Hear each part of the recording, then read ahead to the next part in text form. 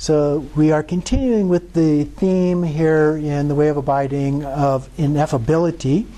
And page 111, the section here is discerning the implications of this. And so looking at the implications of ineffability, within lies the integrated mandala of awareness. From the root text he says awareness is a state of imperturbable rest not cultivated in meditation. So he's saying that this is a natural state and not something that you develop as a result of doing meditation. And we need then to just relax without acceptance or rejection. And with ineffability and awareness, there's an integration in timeless emptiness. Down toward the bottom of the page, he says meditative stability is shown to be spontaneously present. So it's something that's just natural, again, as a part of that. Vajra basic space, this part's from the root text, the supremely blissful state of natural rest is sublime meditative stability, spontaneously present without having to be cultivated. Down at the middle of the page, he summarizes another point. With the discovery of the natural meditative stability, the absence of error or obscuration can be discerned.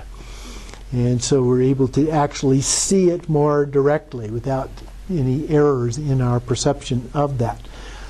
His commentary on the next page, or top of the next page, says that awareness does not waver from its natural rest, and one who abides therein discovers natural meditative stability. Anything that arises does so without straying from meditative stability. And then comes lucid consciousness. Meditative absorption is discovered, calm abiding and profound insight are united, and there is natural purity. So again, he's bringing in other elements here, but he's bringing them in under the context of this just naturally happening, if you will. And then a little below that, he says, this is not a matter of knowledge that relies on words or conventional labels, on hearing or explaining. This may have, we may have had trainings in previous lifetimes, so maybe we've developed this, but we may have also had some kind of training in a previous lifetime that enabled us to do this. It may have been the blessing of a guru, or it could have been directly introduced, or it could be because of hearing a teaching, or it could be inherently the case. But all of these are factors that could affect our ability to recognize this. On page 114, just below the middle of the page, he says, it is shown that there is always natural abiding within the basic space of Dharmakaya. And so then he lists a bunch of different characteristics here. Ineffability, evenness, Dharmakaya, no division, blissful expanse, arise naturally, abide naturally, freed naturally, and so forth. So again, it's something that occurs in a natural way. And then he comments, all that manifests outwardly, although appearing to originate, remain, and cease within the expanse of awareness, does not stray from the context of emptiness. Okay, so it's all about emptiness. So we're aware, but we're aware within the context of emptiness. And then a few more lines down in that paragraph, he says, this is analogous to waves on the ocean that arise, remain, and cease, yet are not apart from the water. So awareness and emptiness are one and the same, if you will, but they are also slightly different. You know, waves as opposed to the water itself are slightly different from each other, and yet they are also one. So awareness and emptiness, even though there are some differences, there are also just one. On page 116, toward the top of the page, another implication is that no trace is left in the encounter between mind and apparent phenomena. Okay, so it occurs, but it doesn't actually stick in that way. Down a few lines in the root text there it says, one implication is that equipoise constitutes a state of imperturbable rest in the interval between objects and mind. And we've talked before about the gap. And so timeless awareness leaves no trace. Everything is of one basic space, like waves on water. Phenomena are forever discerned within the context of the supreme secret. Freedom comes about simply through the understanding of this key point. And then in his comment on that section, down about 5 or 6 lines, he says, Dharmakaya will be attained as the natural place of rest in any one of 3 ways: by resting imperturbably in whatever arises. So that's the first one. By allowing it to occur in a spacious manner, the second one. Or by relaxing with whatever arises in the immediacy of apparent phenomena manifesting, is the third one. And then going on to the next page, the top, the second full paragraph, or the first full paragraph, toward the end of that line, rest without distraction or effort, utterly relaxed in expansive openness, without mundane desire for bliss. So if we develop a desire for this bliss, a desire for whatever this experience is, that just becomes another obscuration. Okay?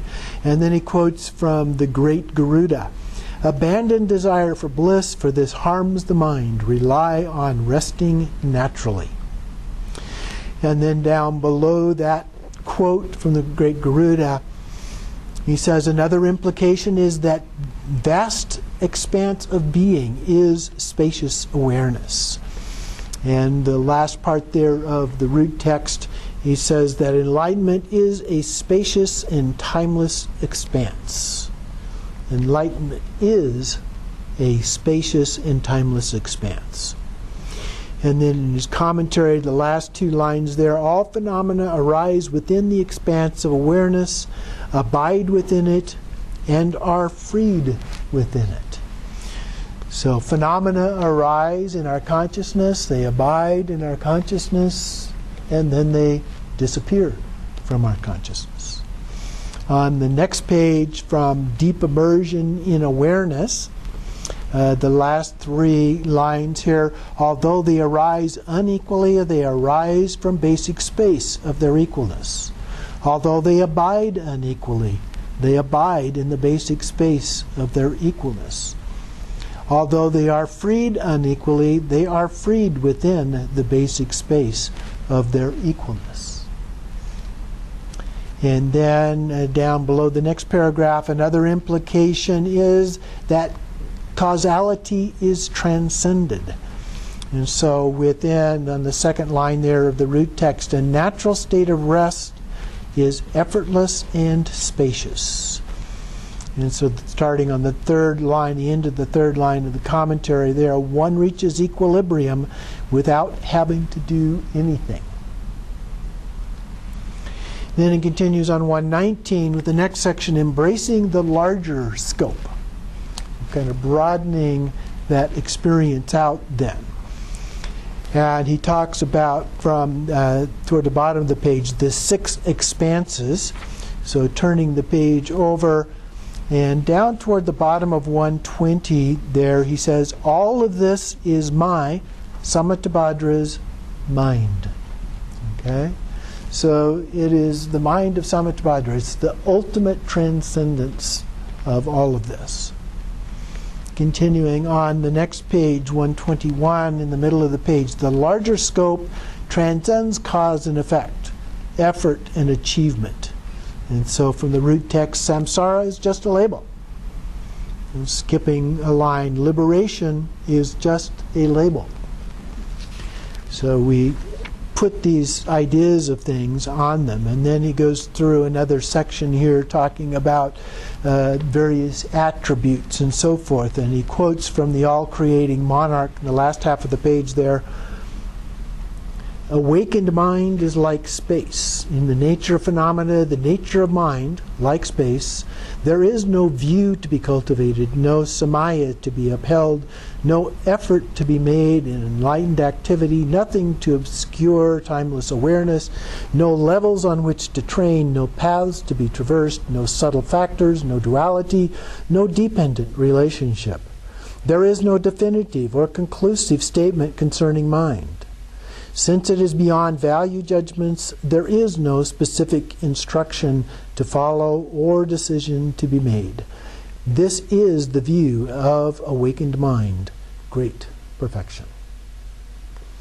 So it's a little bit like the Heart Sutra. It's not this, it's not that, and so forth. The context here is a little bit different than that, but all of those things are just labels, ultimately.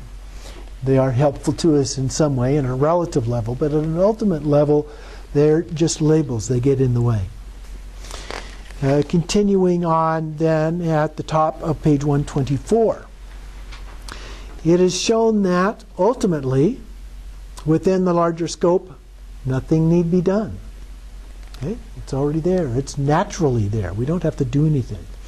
On down, just past the middle of the page, and the all-creating monarch states, and skipping the first part, but the second part there, O great and courageous one, desiring something great, one makes efforts in meditation and other spiritual practice, but this greatness will not be achieved through such effort. This greatness occurs naturally. It is forever great. If one meditates, one contrives the intent of Buddhahood. Those who contrive the intent of Buddhahood will not encounter their own nature for eons. In other words, if you meditate, if you pursue this effortfully, I guess you would say, then it's going to take a long time to get there. Continuing on the top of the next page, O great and courageous one, do not cultivate meditative absorption with ordinary mind. Do not think of timeless awareness as some object. There is no need to repeat invocations and essence mantras aloud. There is no need to perform ritual hand gestures. Do not use the mind to complicate or simplify its nature. The absence of wavering is spontaneously ensured by abiding in the natural state. In abiding naturally, there is nothing for anyone to contrive. Abiding on this level, just as it is, without effort, reveals this to be the most sublime of activities, that nothing need be done. Having come to understand the ultimate meaning of this, do not act. In not acting, abide in suchness. Whoever abides in suchness ensures that there is no error or contrivance. That refers to the unerring and uncontrived nature. Ness applies to the unerring quality, to the essence itself. There is no Buddhahood, only suchness. Okay? So here he's trying to give a sense at the ultimate level of what this is like. And I don't think he's saying that you don't need to do some of the preliminary practices leading up to this, because elsewhere, of course, he advocates doing exactly that. But you reach a point where you just need to let go of all of that and rest in the naturalness. And so at the bottom of the page he says, this is embraced in the absence of causality and deliberate effort. So continuing on 126 then, at the bottom part of the first part, the root text there, the ultimate meaning transcends phenomena, and nothing need be done. And then in his commentary there, starting on the second line, as long as scope of one's mind remains limited, one's experience of the 8 lower spiritual approaches, while when one's scope is superior to quintessential experience, is that of Ati, or Dzogchen. Dwelling in the utter relaxation in which phenomena are resolved, with the realization that Dharmakaya is present spontaneously, one abides with nothing to seek or achieve through the 10 attributes. Moving on to page 128, just above the middle, it is shown that one is misled by deliberate action. So We can get caught up in that. We can become attached to the various elements of that. And so from the root text, he says, deliberate action misleads, and effort corrupts. And so on the next page, 129 in the middle, in the fact that nothing need be done is embraced as the intent of Dharmakaya. And from the root text, the bottom half, there is immersion in genuine being as the definitive and supreme secret. One effortlessly reaches the primordial level of being, having gained the majestic palace of Dharmakaya, timeless rest. Again, you just rest at that level. From the heaped jewels down at the bottom, he says, resting without effort, how truly marvelous. In the top of the next page, 130, and from the all-creating monarch, however things appear, they are identical in suchness. Let no one meddle with this. In majestic, uncontrived evenness abides the non-conceptual intent of Dharmakaya. So the main point then is summarized, and actually the best summary of that is down at the bottom from the all-creating monarch, where he says, "O great and courageous one, if you want to accomplish natural mind, you can do it only by not wanting to. So do not try to dwell in non-conceptual evenness. Abide naturally in the mode that has nothing to do with acceptance or rejection. Abide as a matter of course in the state that does not waver. Mind is the essence of being just as it is. All phenomena are accomplished in suchness." It reminds me a little bit of the summary that the Buddha himself gave about his experience as a child under the rose apple tree that I've mentioned several times, of just sitting there naturally and letting it happen. Okay? Continuing on from that same text, the all-creating monarch, up at the top of the next page, 131. Given what simply is, do not meddle with anything. Given the essence itself, do not try to achieve anything else. And then down a few lines, rest non-conceptually in equipoise without thinking about anything. That's really the heart of what he is saying here. And then he talks about the Buddhas did not contrive what simply is. You know? Let go, let be, just as it is. And then a couple more lines down, accomplishment came about through non-conceptual mind itself.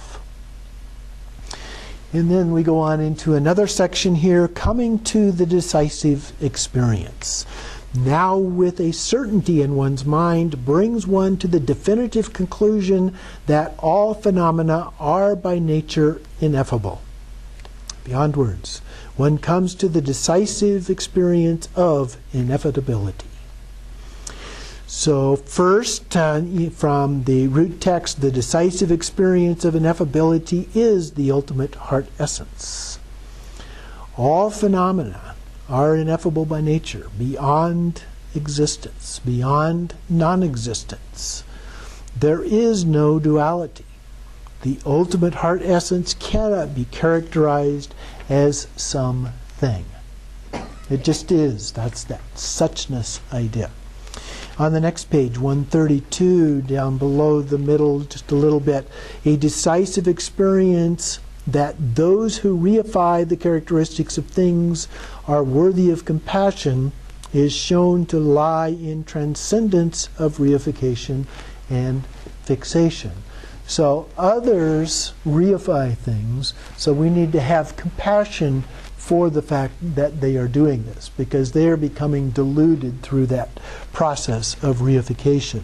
So from the root text down about 5 lines or so, how confused they are to misconstrue what is ineffable as having identity. How worrisome it is to reify extremes though none exist. How worthy of compassion are those who wander forever in samsara. That's one of the rare places in the Dzogchen, any of the Dzogchen texts where you find a reference to compassion. You notice that you don't see a lot of those. But part of that is that they expect that through previous practices you've already developed that sense of compassion. So that's one of the reasons why you don't go directly into Dzogchen. You go through the stages in the development in order to build that sense of compassion to start with. On page 134, just below the first set of quotes there, one comes to a decisive experience of the transcendence of the karmic consequences of positive and negative actions. In the middle of his commentary paragraph, just below that section, the Son of Ultimate Reality, Dharmakaya, naturally occurring timeless awareness, is realized as thatness itself. And then on the next page, in his commentary there, the great master, Ha Shang, spoke in a similar way, and although those with less developed minds could not accept it at the time, in fact what he said holds true. This is kept secret from those who follow lesser spiritual approaches because their minds cannot encompass it. And were they to belittle it, the karma would cause them to fall into the lower states of rebirth. So that's one of the reasons for some secrecy around this. They don't get it. If they don't understand the context of this, then they can think of it as something other than what it really is, and as a result, they fall down in their practice. So from the all-creating monarch down toward the bottom there, keep this naturally occurring timeless awareness, which entails no causes or conditions, extremely secret. Do not speak of it to those involved with causality. So those would be the lower paths. So you have to be careful about sharing this kind of thing with others to make sure that they're ready for it, that they have enough understanding that they can then get what it is that is actually being talked about here. Continuing on 136, just below the root text there, the ultimate meaning of awareness lies in the fact that in itself it is immaculate as naked Dharmakaya, transcending everything. The very bottom of the page, the heart essence is the decisive experience of what is ultimately meaningful. On the next page, in his commentary, just below the root verses, with naturally occurring Dharmakaya, like space, causality is naturally cleared away. There is purity beyond virtue and harm. And then on page 138, toward the top, one comes to the decisive experience of the purity of naturally manifest thought. And so in the second line of the text, the root text says, this self-knowing awareness as such, free of elaboration, is the decisive experience of the complete resolution of phenomena. And then down at the bottom of the page, he explains this a little bit more, starting on about the fifth line down. The term phenomena amounts to nothing but a label.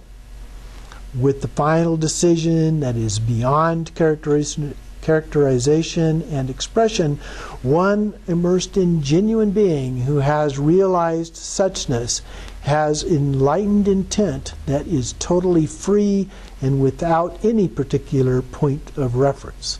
So it may not be enlightened, but with enlightened intent. This is the basic space of realization identical to that of all of the Buddhas. And then at the top of the next page, from the Tantra of the great, perfect, dynamic energy of the lion, there's nothing to be cultivated in meditation. So from that, the quoted part here, one does not perceive the ultimate meaning of the nature of phenomena by cultivating meditative stability. Naturally manifest meditative absorption is free of conceptual extremes. The nature of phenomena free of elaboration is equal to the limits of space. A pure frame of reference entails no reifying thoughts, Buddhahood, free of the four limitations, is self-knowing awareness. Dharmakaya is beyond the limitations of existence and non-existence. The unique awakened state is free of judgment. Dharmakaya is without dualism of is and is not. And the blissful force of self-knowing awareness is beyond reifying thoughts. So, a couple of paragraphs down below that, one comes to the decisive experience of supreme emptiness, which cannot be characterized. So then on the next page, 140, within this wholly positive realm, nothing need be done.